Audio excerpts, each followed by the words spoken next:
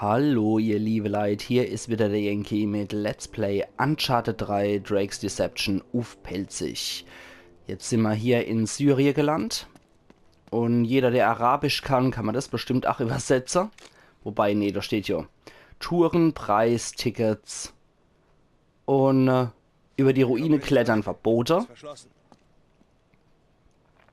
Das heißt, wenn wir ganz viel Spaß haben und ganz viele Verbote machen, weil wir hier wahrscheinlich klettern werden wie die Affe. Okay, sollen wir das erste Verbot schon mal gleich...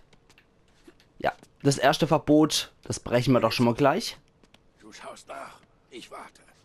Und klettern mal über die Ruine. Okay, hoch. Okay, Sally, alles klar, komm hoch. Ja, da drüben sieht man die nur gelegene Siedlung. Also Stadt ist es jetzt nicht unbedingt, aber Dorf wahrscheinlich. Oder Siedlung, die ich einfach mal dazu sage. Und das Wahrzeichen, die Kreuzritterburg hier, die ist natürlich hell erleuchtet. Aber das sehen die Leute wahrscheinlich nicht außenrum. Okay, die Luft soll angeblich rein sein. Dann gucken wir doch mal. Ist das Sally jetzt auch drüber? Ja, Allah. Geht doch. Ja, schön gemacht hier mit den ganzen Spots und so. Du hättest das Ganze nochmal umzäunt. Das ist auch cool. Das ist auch cool gemacht. Wahrscheinlich waren nur Renovierungsarbeiter. Aber ich mag mich jetzt erst nochmal hier umgucken. Wahrscheinlich geht es nämlich dort weiter bei der Absperrung. Ja? Aber nicht, dass ich hier nochmal einen Schatz verpasse oder so. Hey, hilf mir mit der Tür. Halt. Wir wissen gar nicht, was auf der anderen Seite ist. Oh ja, richtig. Ja, der Nathan Drake, mal wieder klug wie eh und je, so wie man kennt. Ich mag aber da nochmal kurz gucken, was da steht. Okay, also wer Arabisch kann, jetzt bitte Standbild. Und wäre sehr geil, wenn mir das jemand übersetzen könnte. Das wüsste ich mal sehr gern, was dort steht. Also jeder, der Arabisch kann, möge sich bitte bei mir melden. Ich glaube zumindest mal, dass es Arabisch ist. Okay, also da müssen wir höchstwahrscheinlich rum. Hier kann ich aber optional noch wohin, denke ich. Entweder in der Hauptgeschichte weiter oder optional. Das wird sich jetzt zeigen. So, da wollen wir mal. Na? Ich mag auf jeden Fall nichts verpassen hier.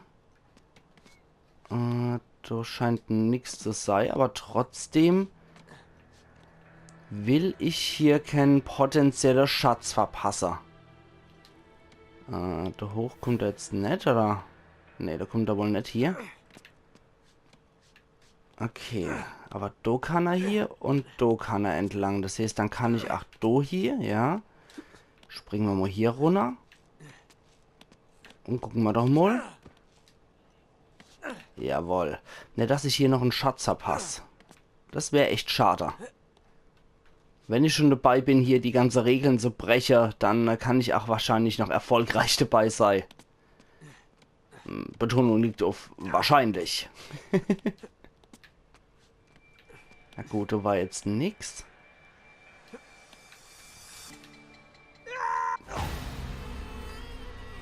Hätte ich eine Facecam, würde ich jetzt 3 gucken und verstört mit der Aare blinzler.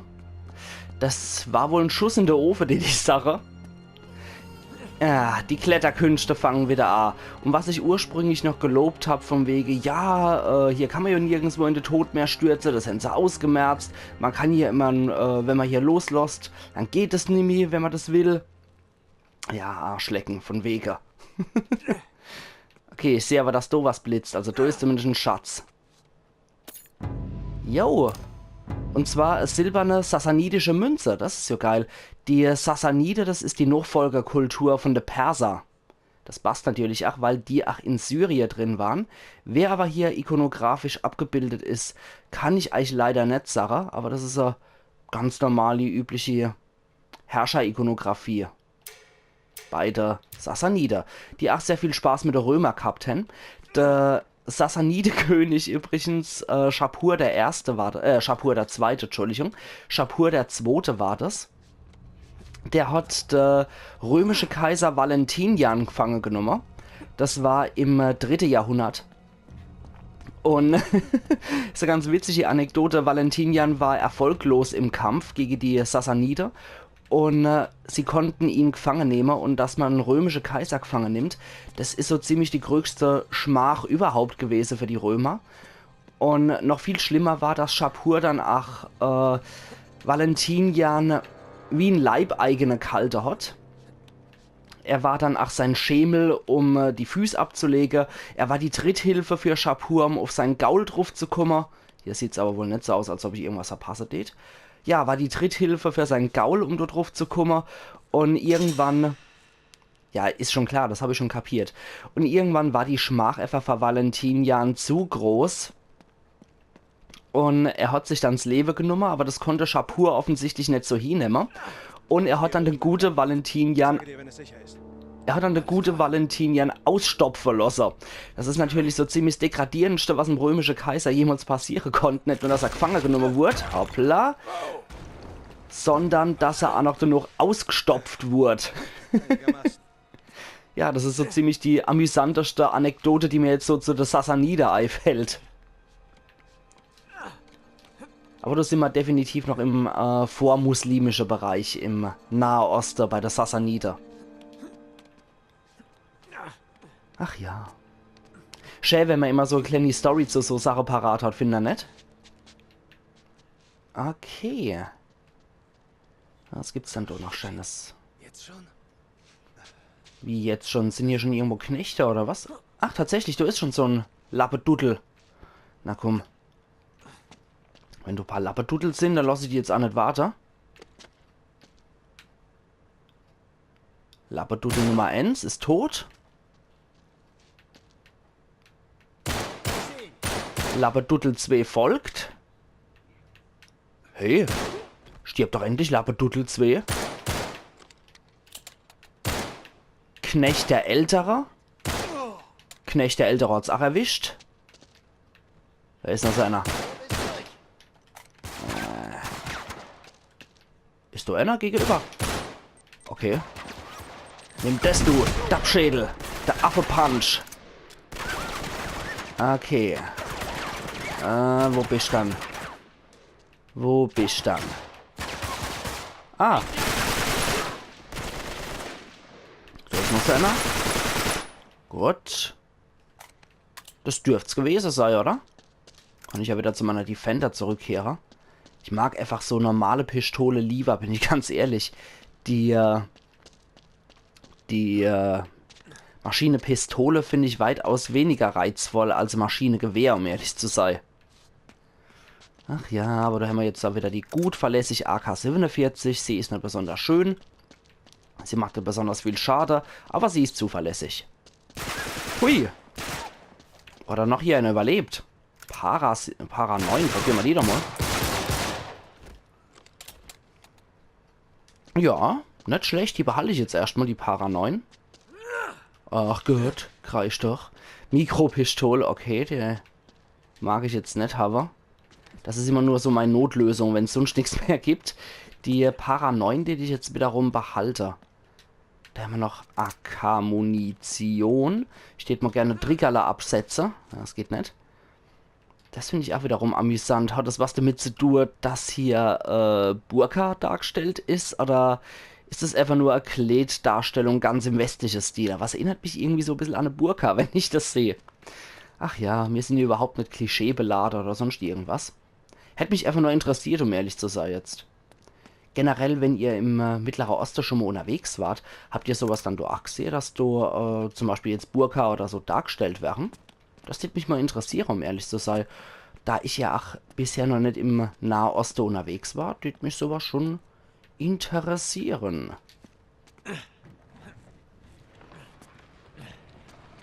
Okay, Riegel ist fort. Los, alles klar. Und Sully kann rein. Wo warst du denn? Nirgendwo.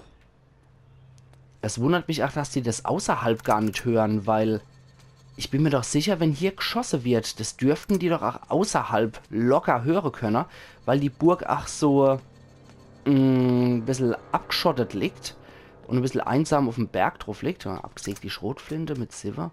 Nee, komm, lass mal so. Ja, das müsste doch eigentlich ein Echo geben ohne Ende.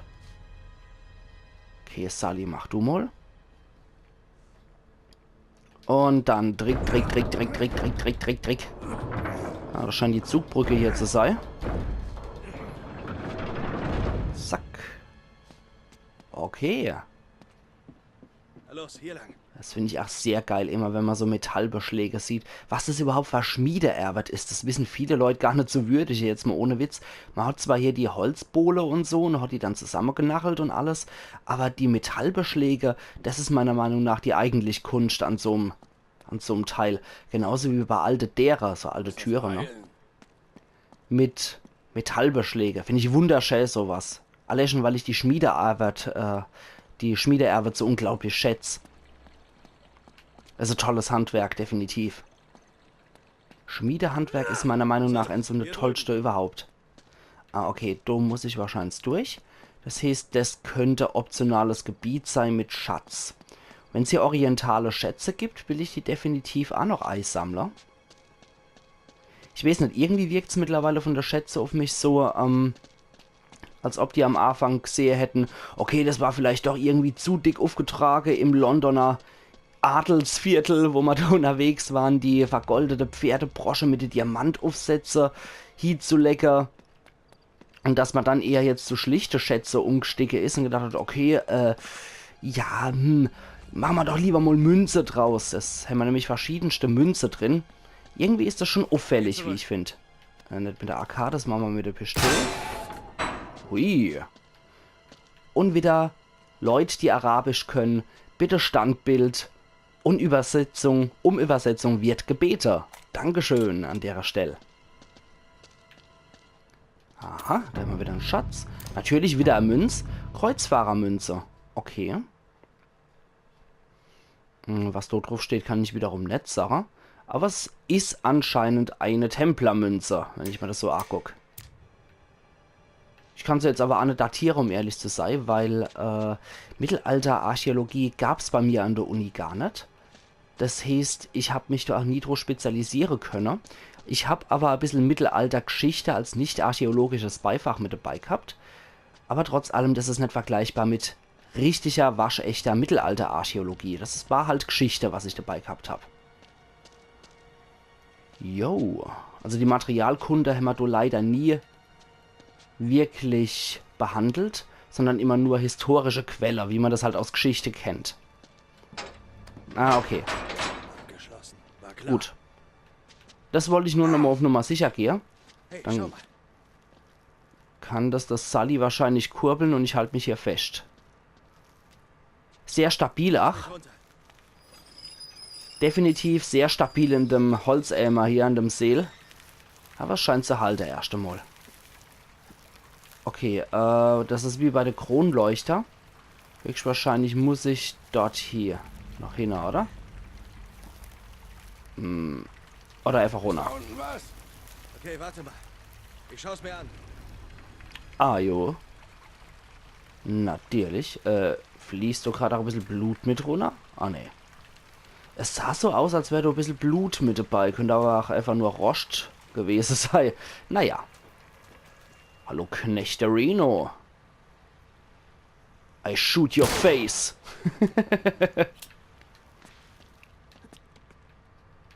Huch. Hallo. Senior Knecht von der Ranzegarde. Zack. Hey. Wo bist du dann? Zack. Und weg mit dir, du Azug-Kerl. Okay, ich glaube, da ist erstmal niemand. Ich warte echt noch drauf, dass zum Schluss der A-Führer von der A-Zug-Liga, der Barney Stinson, dann kommt. Hey, Anzug an. Oh je, was ist dann hier? Das sieht mal noch ein miese Profil aus. Da hat jemand ein ganz mieses Profil angelegt. Da ist nichts. Gehen wir mal hier rüber. Nee. Nada niente. Da ist aber was. Ah. Emailegefäß aus Kupfer. Das ist natürlich sehr schick. Ja, innen drin sieht man das Kupfer. Und außen ist es bunt emailliert. Das ist natürlich sehr schön. Könnte man sich aber in so einer Umgebung auch durchaus noch vorstellen. Also der Schatz ist wenigstens irgendwie noch relativ realistisch. Muss ich jetzt da hochklettern oder wie schaut's aus? Ah,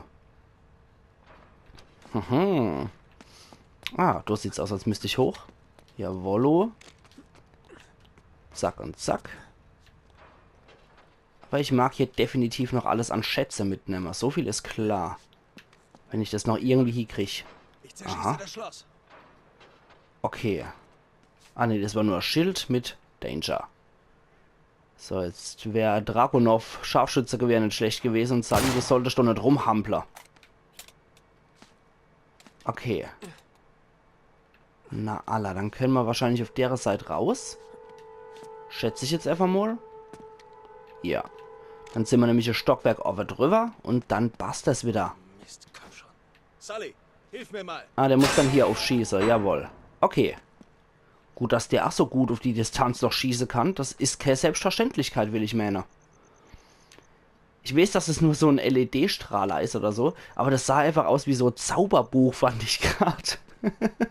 Von daher hat es mich doch jetzt automatisch hingezogen. Das von Agenten. Tessa und Chloe könnten Probleme haben. Könnten sie bloß sein. Agenten. Aha. Ich weiß nicht, Agent klingt dann schon mal irgendwie offizieller, als wenn das so abgeheuerte Söldner sind. Ja, wer weiß, was da noch dahinter steckt. Warten wir es mal ab. Von dort aus kommen wir. Also von der Blaue Berge. Und dann muss es wohl hier irgendwo weitergehen. Da ist noch so ein Vierecksloch. Nix. Na gut. Da es hier wohl nichts mehr abzustaben gibt. Die Sache, wir gehen hier mal weiter. Verdammt nochmal. Seid ihr nicht in Frankreich? Wir wollten euch retten. Vor wem denn? Wir dachten, ihr werdet entführt. Oder schlimmer. Aber wieso denn? Naja, Talbot überfiel uns im Schloss. Das war eine Falle. Wir dachten, sie sind euch auch gefolgt.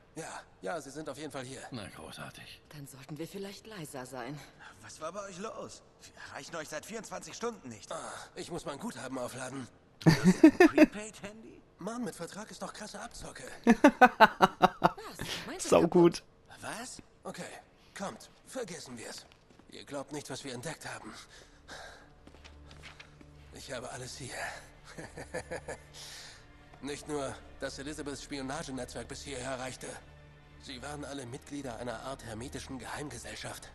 Der britische Cold Secret Service, die School of Night, der Hellfire Club, die Order of the Golden Dawn. Sie gehören alle zusammen. Und John Dee? Und Francis Walsingham und Walter Rawley und auch dein Kumpel Drake. Sie alle wussten Bescheid. Aber für sie ging es nur um die Macht. Die Feinde beherrschen mittels Spionage, Täuschung, Furcht. Hey, Leute. Warte. Und Marlo und ihr Team? Sind vom selben Geheimorden. 400 Jahre später. Könntest du bitte endlich zum Punkt kommen? Ja, wir müssen echt machen, dass wir wegkommen. Klar. Hier, schaut mal her.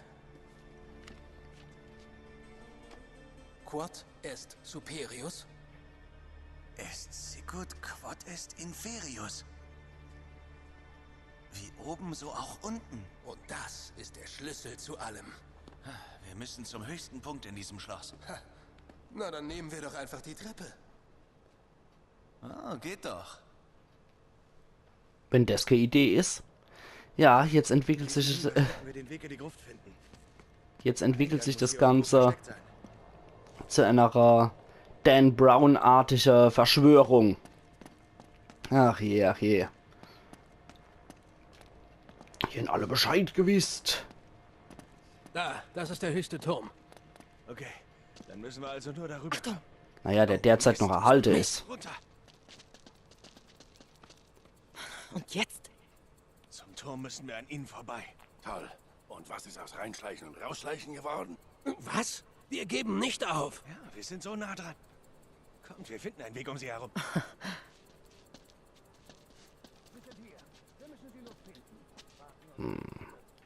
Vielleicht hilft Blei uns heimlicher zu sein. Ich bin nicht so der Typ für heimlich, um ehrlich zu sein. Geh mal. Aha, das ist ein Präzisionsgewehr. Schick. Das gefällt mir.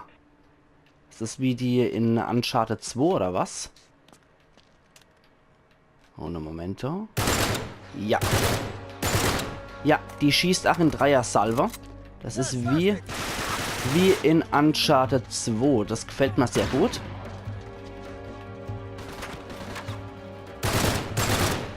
Na? Die war nämlich auch definitiv in Uncharted 2 mein Lieblingswaffe. Die abgesägte Schrotflinte kannst du selber behalten, du Dappschädel. Oh, das sind welche mit Präzision. Zack, in die Schniss. Und jetzt diese Lawrence von Arabien Abenteuermucke. So. Irgendwie klingt es so noch 1001 Nacht, die Musik. Aladdin Action oder so, ne? Okay, einer von uns hat zerrobbt. Die Chloe natürlich.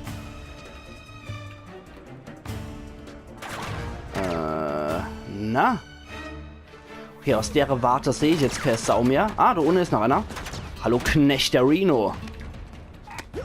Ah, na. Erstmal das Kehlkäpfel gedrückt. Oh. Sally, fort von dem. Das ist natürlich auch ein mieser Trick gewesen. Okay, komm her. Na komm schon. Tut doch nicht weh, ich verspreche das. Irgendwo muss noch so einer sein. Definiere Scheiße, Nate. Okay, da ist noch so einer. Dann kümmern wir uns gleich. Oh! Was sag mal das noch mal einer? Sag mir das doch mal einer. Das wäre nicht verkehrt gewesen. Hallo, hier war da noch Munition. Dankeschön. Knecht United oder was jetzt? Zack.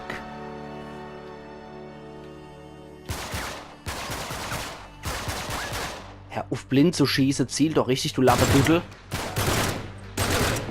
Zack. Dann hätte die Granate auch getroffen, du Blödmann. Na, Allah.